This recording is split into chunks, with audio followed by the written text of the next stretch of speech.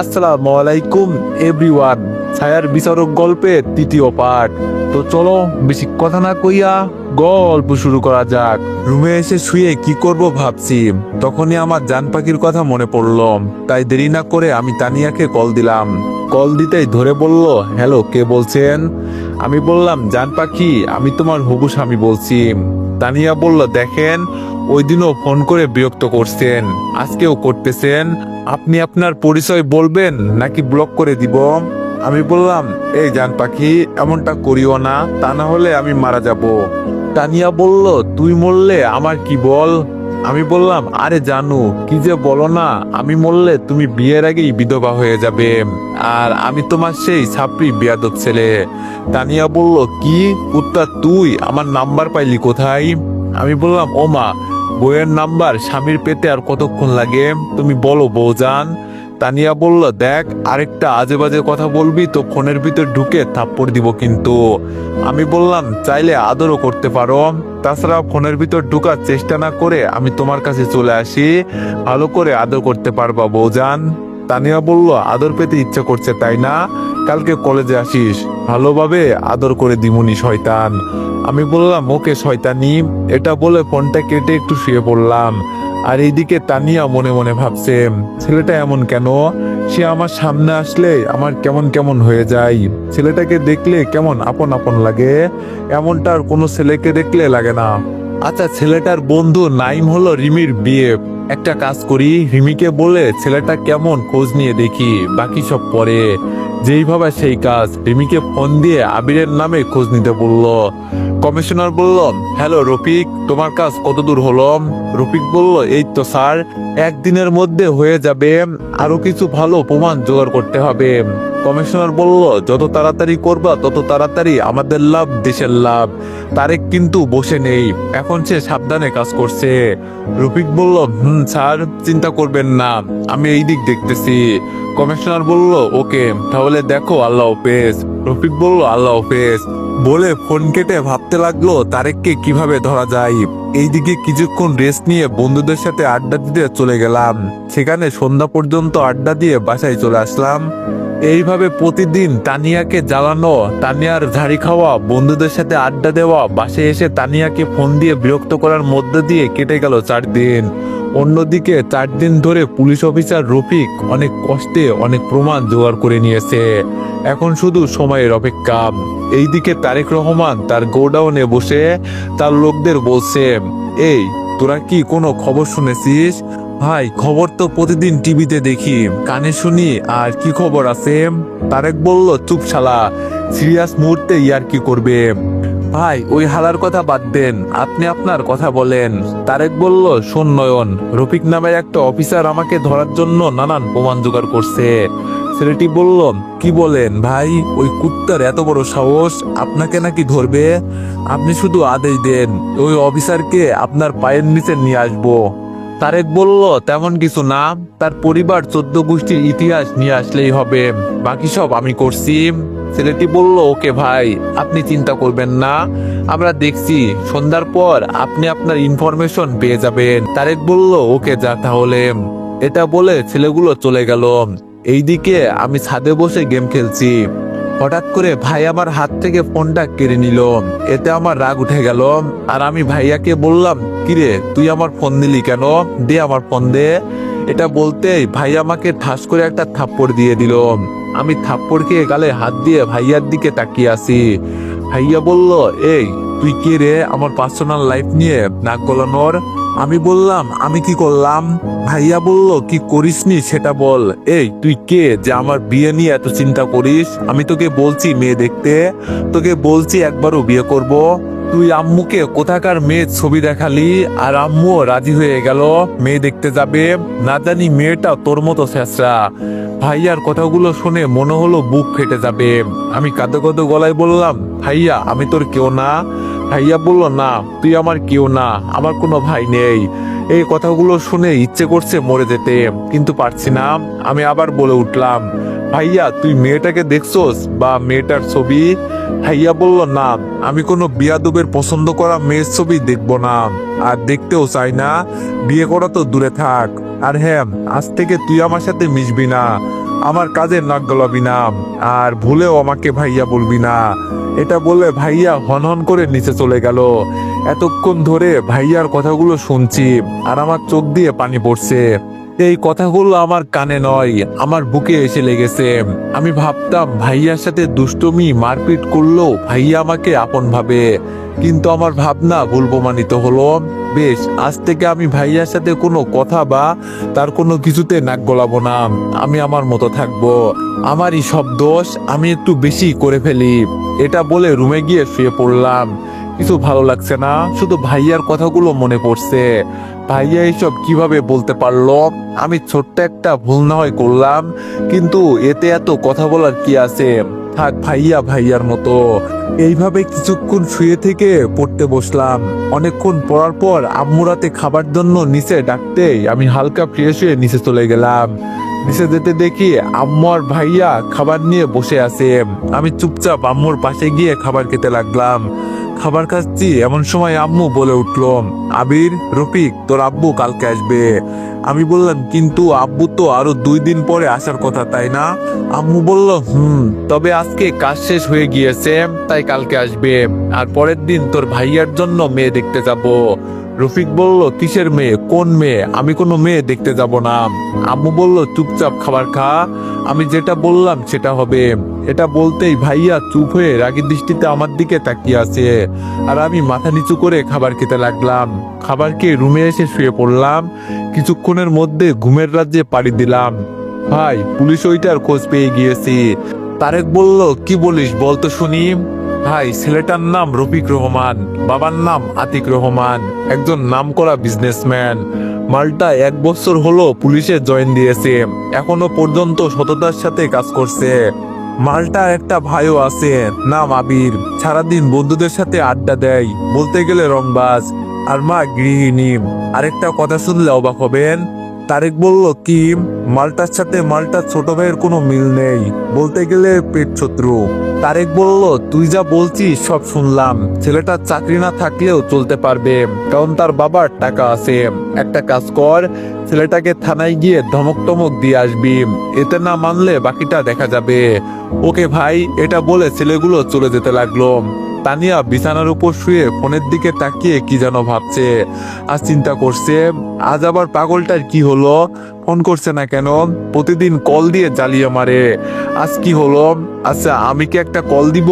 না না, এটা কেন করব আমি? আর ছেলেটার কথাই বা কেন ভাবছি?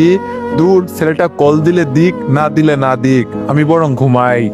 এটা বলে ফোনটা পাশে রেখে শুয়ে পড়লো, কিন্তু ঘুম আসছে না। হঠাৎ পাশে থাকা ফোনটা বেজে উঠতেই তানিয়া খুশি মনে তাড়াতাড়ি ফোন তুলে ফোনের দিকে তাকিয়ে রিমির নাম্বার দেখে মন খারাপ হয়ে গেল। কেন খারাপ হলো সেটা তানিয়া নিজেও জানে না। তানিয়া ফোন রিসিভ করে বলল, রিমি বলল, দোস্ত, কাল কলেজে যাব না, তুই একা যাবি নাকি তুইও যাবি না? তানিয়া কিছু একটা মনে করে বলল, না, আমি যাব। রিমি বলল, কি ব্যাপার দোস্ত? অন্য সময় আমি না গেলে তো যাইতি না, আর কাল হঠাৎ কেন? কারণ কি? তানিয়া বলল, আরে দূর, তেমন কিছু না, তুই যাবি না কেন সেটা বল। রিমি বলল, তোর দুলাভাইয়ের সাথে ঘুরতে যাব তাই। তানিয়া বলল, আজ একটা নাই বলে এমনটা কাউকে বলতে পারছি না। রিমি বলল, তো আফসোস করছিস কেন? বানিয়ে ফেল, আবির ভাইয়া তো আছে, হ্যাঁ বলে দে, তারপর সারাদিন ঘোর। তানিয়া বলল, আরে দূর, ওই সাফির সাথে কে প্রেম করবে? রিমি বলল, তুই না করলেও কি হবে? আবির ভাইয়ার সাথে প্রেম করতে অনেকেই পাগল, বুঝলি? আরেকটা কথা শোন, আবির ভাইয়া কোনো মেয়ের পিছনে ঘুরেনি, তুই একমাত্র মেয়ে যার পিছনে আবির ভাইয়া ঘুরছে। তানিয়া বলল, তোকে এইসব ফাউল কথা বলতে কে বলেছে? রিমি বলল, কে আবার? তোর দুলা ভাই। এখনো সময় আছে তানিয়া, পরে দেখবা পাখি অন্য খাঁচায় বন্দি হয়ে যাবে, ওয়েটিং লিস্ট অনেক বড়, হ্যাঁ বললে ফুল হয়ে যাবে। তানিয়া বলল, এইসব আজগুবি কথা বাদ দে, রাখ ফোন। এটা বলে ফোন কেটে দিল তানিয়া, আর বিড়বিড় করে বলছে, ওয়েটিং লিস্ট অনেক বড়? আরে আমারও কি কম আছে? এক ইশারায় 10-15টা ছেলে চলে আসবে। বন্ধুদের হয়ে বন্ধুরা মিথ্যা কথা বলে, আর নাইম ভাইয়াও মনে হয় মিথ্যা বলছে। আমি কি বুঝি না নাকি? এইসব কিছুক্ষণ বকে ঘুমিয়ে গেল। আমি সকালবেলায় ঘুম থেকে উঠে ফ্রেশ হয়ে রুমে আসতেই হঠাৎ ফোনে একটা মেসেজ আসলো। মেসেজটা ওপেন করতে একটা মুচকি হাসি দিলাম। আজকে আবার যাব। আমি বারবার চেষ্টা করব, এটা আমার স্বপ্ন, যেটা যেভাবেই হোক আমি পূরণ করব। এইসব বলে রেডি হয়ে সব কাগজপত্র নিয়ে রুম থেকে বের হয়ে নিচে গিয়ে টেবিলে বসলাম। তারপর আম্মু নাস্তা দিতে আমি নাস্তা করতে লাগলাম। নাস্তা করে আম্মুকে সালাম করে বের হলাম। বাসে উঠে স্বপ্নকে সত্যি করার উদ্দেশ্যে রওনা দিলাম। সিটে বসে আছি, তখনই ফোনটা বেজে উঠলো। পকেট থেকে বের করে দেখি রাফি কল দিয়েছে। আমি রিসিভ করতেই রাফি বলে উঠলো, কই হারামি তুই? আমি বললাম, ওরে মামা, কাজে যাচ্ছি, আজকে কলেজে যেতে পারবো না। রাফি বলল, তুই হালা কখনো ভালো হবি না, এক জায়গায় আর কতবার যাবি? আমি বললাম, দরকার হলে 1000 বার যাব, তারপরও স্বপ্ন পূরণ করবো ইনশাল্লাহ। এটা বলে ফোনটা রেখে দিলাম। ও, আপনাদের আমার স্বপ্নের কথা বলিনি। আমার স্বপ্ন হলো একজন সিক্রেট এজেন্ট হওয়া। এই কাজে আলাদা একটা মজা হয়। সাধারণ মানুষের মতো থাকা যায়, যেমন তেমন চলা যায়। এইদিকে তানিয়া কলেজ মাঠে গাছতলায় বসে কিছুক্ষণ বই পড়ে বন্ধ করে এই দিক ওই দিক তাকালো। তানিয়া বলল, কি ব্যাপার, ফাজিলটা এখনো আসলো না কেন? কি হলো আবার? মনে হয় আসতে দেরি হবে। এই বলে মন খারাপ করে আবার বই পড়তেছিল। তখন কোথা থেকে রকি এসে রকি বলল, কি জানো, এইভাবে মন খারাপ করে বসে থাকার কারণ কি? তানিয়া মাথা উঁচু করে বলল, আমার মন খারাপ হোক বা ভালো, এতে আপনার সমস্যা কি? রকি বলল, আমারই তো সব, তুমি আমার। রকিকে থামিয়ে দিয়ে তানিয়া বলল, থামেন, আর কিছু বলতে হবে না। আমার আপনাকে পছন্দ না, আর আপনি যেটা চাচ্ছেন সেটা সম্ভব না। সো আমার পিছনে ঘুরে কোনো লাভ নেই, বুঝলেন? এটা বলে তানিয়া সেখান থেকে উঠে চলে যেতে লাগলো। রকি বলে উঠলো, আমি জানি তানিয়া, তুমি ওই আবিরের জন্য আমার সাথে এরকম করতেছো, তাই না? এটা বলতেই তানিয়া রকির দিকে একটা মুচকি হাসি দিয়ে বলল, আবির থাকুক বা না থাকুক, আপনি যেটা চান সেটা কখনো হবে না। রকি বলল, আমি যেটা চাই সেটা পেয়ে থাকি, আর যেটা পাই না সেটা ছিনিয়ে নি, তারপর ওইটা আমার লাগবে। তানিয়া বলল, দেখা যাবে। এটা বলে তানিয়া চলে গেল ক্লাসে। এইদিকে অফিসার রফিক নিজের কেবিনে বসে ফাইল লিখছে। হঠাৎ করে 7-8 জন ছেলে ঢুকে পড়লো। রফিক বলল, কে আপনারা? এইভাবে অনুমতি না নিয়ে ঢুকার সাহস আপনাদের কে দিল? ওখান থেকে একটা ছেলে টেবিলে বসে পায়ের উপর পা তুলে বলল, আমাদের কোনো জায়গায় কোনো রুমে কোথাও যেতে অনুমতি লাগে না, আমরা যেখানে যাই সেখানে আমাদের আড্ডা হয়ে যায়। রফিক বলল, ডায়লগবাজি অন্য কোথাও গিয়ে মারিস, এখানে না। কি বলার আছে বল, না হলে এখান থেকে পড়। ছেলেটি বলল, বলছি। মাথা ঠান্ডা করে শোন, আর কথাগুলো মেমোরিতে সেট করে নে। তারেক ভাইকে ধরার স্বপ্ন ছেড়ে দে। তাকে ধরা তো দূরে থাক, তাকে ধরার চিন্তা আজ পর্যন্ত কেউ করেনি। রফিক বলল, কিন্তু আমি তো ওর জন্য জেলও বানিয়ে ফেলছি। ছেলেটি বলল, দেখ, ভালোভাবে বলছি, তোকে সুযোগ দিচ্ছি।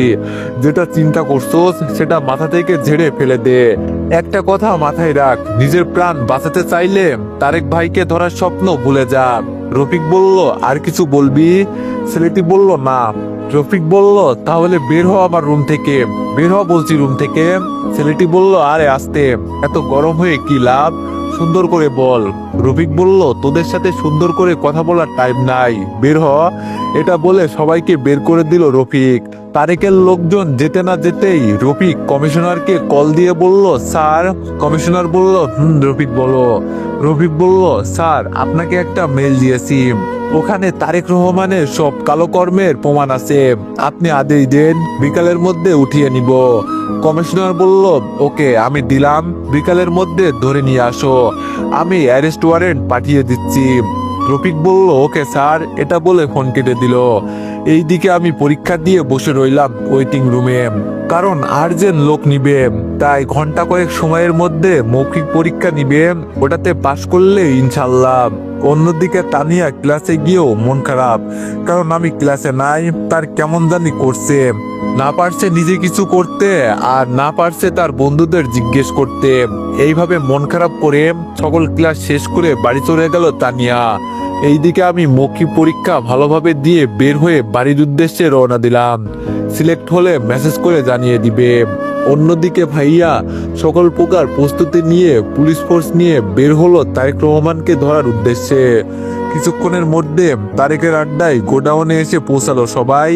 রফিক বলল, সবাই আমার আদেশ মতো চলবা, আমার অর্ডার ছাড়া এক পা এগোবে না। তোমরা 10 জন পুরো গোডাউন ঘিরে ফেলো যাও, আর তোমরা 6 জন স্নাইপার নিয়ে হাইড পজিশন নিয়ে লুকিয়ে পড়ো। আমি আদেশ করতেই গার্ডদের কট করে দিবে। ওকে স্যার, রফিক বলল। আর আমরা 10 জন সোজা ভিতরে ঢুকবো। এখন তোমরা যে যার পজিশন নিয়ে আমাকে জানাও। কিছুক্ষণের মধ্যে সবাই সবার স্থান জানিয়ে দেওয়ার পর রফিক স্নাইপারদের আদেশ দিতে তারা সাথে সাথে সব গার্ডদের মেরে ফেললো। তারপর রফিক স্যারও তার সৈন্য নিয়ে সোজা গোডাউনের ভিতরে ঢুকে পড়লো। গোডাউনের ভিতরে ঢুকতেই কেউ একজন অন্ধকার থেকে আস্তে আস্তে বলে উঠল, আসো রফিক আসো, এতক্ষণ তোর জন্য অপেক্ষা করছিলাম আমি। আর রফিক স্যার পাশে অন্ধকারের দিকে তাকিয়ে আছে এক দৃষ্টিতে। সে দেখতে চাইছে কে আছে সামনে। একটু পর অন্ধকার থেকে একটা লোক বের হতে রফিক স্যারকে বলে উঠল, এতক্ষণ অপেক্ষা করার জন্য ধন্যবাদ মিস্টার তারেক। এখন কি আপনাকে নিয়ে যেতে পারি? তারেক একটু হাসি দিয়ে বলল, তুই ধরবি আমাকে? তুই মাত্র 10 জন পুলিশ নিয়ে আমাকে ধরতে আইছিস আবাল। এটা বলে সেখানে থাকা তারেক রহমানের সব লোক জোরে জোরে হাসতে লাগলো। এতে রফিক সহ বাকি সব পুলিশ চারিদিকে তাকিয়ে দেখে তাদের চারপাশ থেকে তারেক রহমানের লোকজন ঘিরে নিয়েছে। তারেক বলল, তোকে একবার সতর্ক করে দেওয়ার পরেও কেন বাগের ডেরায় থাবা মারতে আসলি? এখন কি তুই বেঁচে ফিরবি? রফিক বলল, সেটা সময় বলে দিবে। তারেক বলল, আচ্ছা আমি বুঝলাম না, তোর মাথায় আমাকে ধরার প্ল্যান দিলটাকে? আমি একজন ভালো রাজনীতিবিদ, মানুষের উপকার করি এবং সামনে এমপি হয়ে জনগণের ভালো করব, কিন্তু তোরা বাধা দিতেছস কেন? রফিক বলল, তুই ভালো মানুষ, তোর উপর যে 49টা খুন, 15টা ধর্ষণ, নারী পাচারকারী, আরো কত কি করছস, আর তুই নাকি ভালো মানুষ? আরে তুই তো একটা জানোয়ার, তোকে তো সরকার ধরার আদেশ দিয়েছে, আর আমি হলে তো মেরে দিতাম। তারেক বলল, এই সবাই শুনছিস? এই মালটা তো সবকিছু জানে। ভালো পুলিশ হয়ে সব জানা ভালো, কিন্তু পাকনামি করা ভালো না। তুই একটু আগে কি জানো বলছিস না, খুন করছি 49টা। আর আজকে তোকে দিয়ে 50টা হয়ে যাবে। এই দাঁড়িয়ে কি দেখছিস? সব কয়টাকে ধরে বাদ। তারেক রহমানের কথা শুনে তার লোকজন সবার মাথায় বন্দুক রেখে তাদের থেকে অস্ত্র নিয়ে রফিক স্যারকে সহ বেঁধে ফেললো। বস, সবাইকে বেঁধে দিয়েছি। তারেক বলল, সবাইকে বাঁধছিস, কিন্তু বাইরের মেহমানদের কি আপ্যায়ন করে আনতে হবে? যা, ওদেরকে টানতে টানতে নিয়ে আই। ওকে বস। এটা বলে সবাই বাইরে চলে গেল। আর এটা দেখে রফিক একটা মুচকি হাসি দিল। আর রফিক স্যারের মুচকি হাসি দেখে তারেক রহমান বলল, আরে স্যার, হেসে লাভ নাই। তুমি তোমার প্ল্যান মতো এখানে আসলেও কাজ কিন্তু আমার প্ল্যান মতো হয়েছে। এটা শুনে পুলিশ অফিসার রফিক অবাক হয়ে বলল, মানে? তারেক একটু হাসি দিয়ে বলল, মানেটা একটু পরেই দেখতে পাবি। এটা বলতে দেরি তারেকের লোকেরা বাইরে থাকা পুলিশগুলোকে পা ধরে টানতে টানতে নিয়ে আসতেছে। এটা দেখে রফিক বলে উঠল, তুই আমার অফিসারদের কি করছিস? তারেক বলল, আরে কুল, উত্তেজিত হোস না, তাদের কিছু করিনি, জাস্ট ক্লোরোফর্ম গ্যাস ছুঁড়েছিলাম, ব্যাস, এতেই সবাই ঘুমিয়ে গিয়েছে।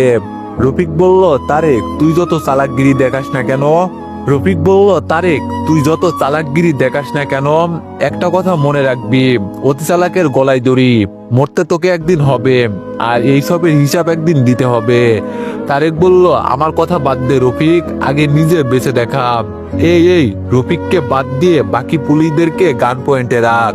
এ কথা বলতে তারেকের লোকজন সব পুলিশ অফিসারের মাথায় বন্দুক ধরে রাখে, আর দূর থেকে তারেক রফিকের দিকে বন্দুক তাক করে রাখে। রফিক বলল, দেখ তারেক, তুই যা করবি আমাকে কর, আমার অফিসারদের ছেড়ে দে প্লিজ। তারেক একটু হেসে বলল, তোকে মেরে যত মজা না পাবো, তার থেকে দ্বিগুণ মজা ওদের মেরে পাবো। আগে ওদের মারবো, তারপর তোকে, আর তোকে দেখাবো ওদের মারতে কেমন মজা লাগে। রফিক বলল, তারেক এমনটা করিস না, আমার ভুলের শাস্তি ওদের দিস না প্লিজ, ওদের ছেড়ে দে। এইদিকে রফিকের কথা তারেকের কানে গিয়েও যাচ্ছে না। তারেক তার লোকদের বলল, গাইজ রেডি? জি বস। রফিক বলল, তারেক প্লিজ। তারেক বলল, বয়েস, আমি শুট বলার সাথে সাথে শুট করবি একজনকে, সেটা হলো আমাদের রফিক স্যারের পাশের জনে। ওকে বস। রফিক বলল, না তারেক। তারেক না শোনার ভান করে বলল, 1 2। রফিক স্যার তার 2 চোখ বন্ধ করে ফেলল, সাথে বাকি পুলিশরাও। 3 শুট। তারেক শুট বলতে দেরি আর বন্দুকের আওয়াজ বের হতে দেরি হলো না। রফিক স্যার সহ বাকি পুলিশ অফিসারদের বুকে মোচড় দিয়ে উঠল। মৃত্যুর যন্ত্রণা একমাত্র সে বোঝে যার মৃত্যু হয়, আর যে জানে সে মরবে তারও আরো কষ্ট। তখনই তারেক দাঁড়িয়ে চিৎকার দিয়ে বলল, না, এটা হতে পারে না। এটা কি করে সম্ভব? এ কথা রফিক স্যার সহ বাকি পুলিশরাও শুনে চোখ খুলে দেখে তো রীতিমতো অবাক। আর অবাক হওয়ার একটা কারণ, সেটা হলো যেই লোকটা পুলিশ অফিসারকে গুলি করতে গিয়েছিল সেই লোকটা মাটিতে পড়ে আছে রক্তাক্ত অবস্থায়, আর তার মাথায় অতি নিখুঁতভাবে বুলেট ঢুকেছে। আর এটা দেখে তারেক বলতে লাগলো, রফিক, তুই এটা করে ভালো করলি না, আমার লোককে মেরে। তুই নিজে মরবি, সাথে তোর অফিসাররাও। রফিক বলল, আমি তো ধরে নিয়েছি আমি মরবো, সাথে আমার অফিসাররাও, কিন্তু তোর লোককে আমি মারবো কেন? আর কেমনে মারবো? আমার সব লোক তোর হাতে বন্দি। তারেক বলল, তুই যত চালাকি করিস না কেন, মরতে তোকে হবেই। এই তোরা তাকিয়ে কি দেখছিস? সবাইকে শুট করে দে। এই কথা শুনে তারেকের লোকেরা যখনই বন্দুক হাতে নিয়ে পুলিশদের শুট করতে যাবে, তার আগে কোথা থেকে যেন বুলেট এসে সবার খুলি উড়িয়ে দিল। তারেক বাদে তার সব লোকের লাশ পড়ে আছে। তারেক সাথে সাথে মাটিতে বসে পড়ল। কিভাবে সম্ভব? নিমিষেই আমার সব লোক শেষ। এইবার রফিক হাসতে লাগলো, বলছিলাম না মরতে তোকে হবে? দেখছিস আমি বন্দি, আমার অফিসাররা বন্দি, কিন্তু তোর লোকেরা স্বাধীন হয়েও উপরে চলে গেল। তারেক বলল, আমি বুঝে গিয়েছি আমার সময় শেষ, আমি আর বাঁচবো না, কিন্তু আমি একা যাব না, তোকেও নিয়ে যাব। এটা বলে তারেক বন্দুক নিয়ে রফিক স্যারকে গুলি করতে গেলে বাকিদের মতো তারও মাথা ছিদ্র হয়ে গেল। সাথে সাথে মাটিতে লুটিয়ে পড়ল তারেক।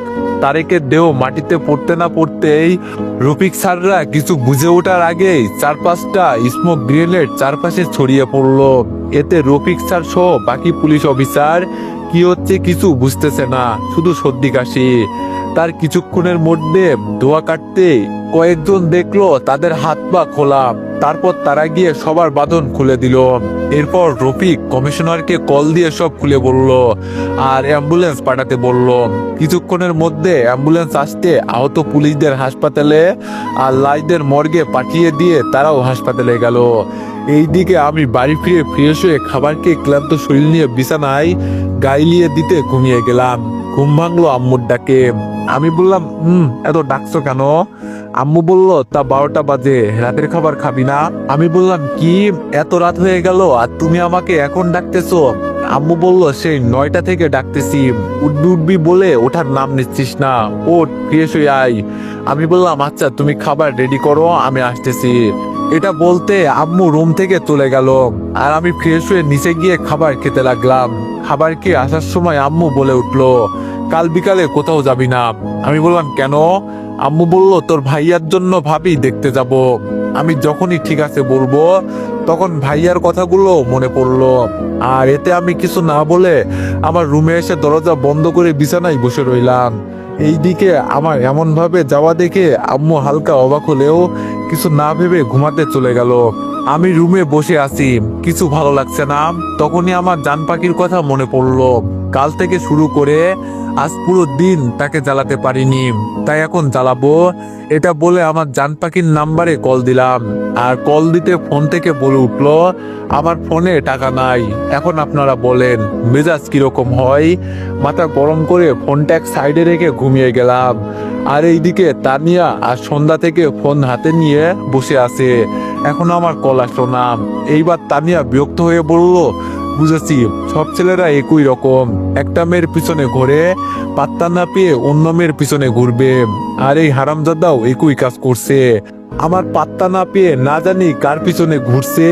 এইবার পিছনে লাগতে আসুক, এমন শাস্তি দিব যে আর কোনো মেয়ের পিছনে ঘুরতে পারবে না। এই বলে অভিমান নিয়ে ঘুমিয়ে গেল।